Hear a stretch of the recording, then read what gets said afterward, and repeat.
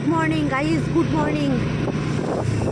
কি পরিমাণে যে ঠান্ডা আজকে তা মানে বলে বোঝাতে পারবো না, ঠিক আছে। রোদ টোদ কিচ্ছু নাই, দেখো সারা রাস্তা ফাঁকা, একটাও লোক নাই। হ্যাঁ, রাস্তায় মানে একটা কুকুর বিড়ালও নাই। তার মধ্যে আমি যাচ্ছি এখন দোকানে। এখন টাইম হচ্ছে 8:30, 8:30 বাজে। যাচ্ছি তো বাজারের দিকে, কিন্তু রাস্তায় একটা প্রাণী নাই, লোক নাই, জন নাই। এই দেখো পুরো রাস্তা ফাঁকা। কুয়াশা ছিল এর আগে, ঠিক আছে। আমার চোখ দিয়ে, নাক দিয়ে, মুখ দিয়ে মানে জল বেরোয় যাচ্ছে ঠান্ডারও গুতায়।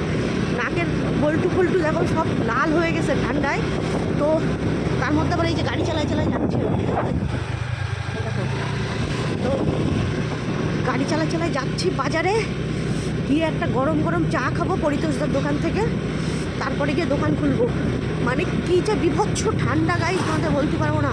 মনে হচ্ছে যেন আমি কাশ্মীরে রয়েছি, ঠিক আছে। এমনি আমার ঠান্ডা বেশি, কি তারপরে বাবারে বাবা, রোদ ফোদ আজকে আর উঠবে না। যা ওয়েদার আজকে, যা আবহাওয়া দেখাচ্ছে তাতে রোদ উঠবে না, এক বিন্দুও উঠবে না আজকে। সারাদিনেও রোদ খুঁজে পাবো না, বুঝলে তো।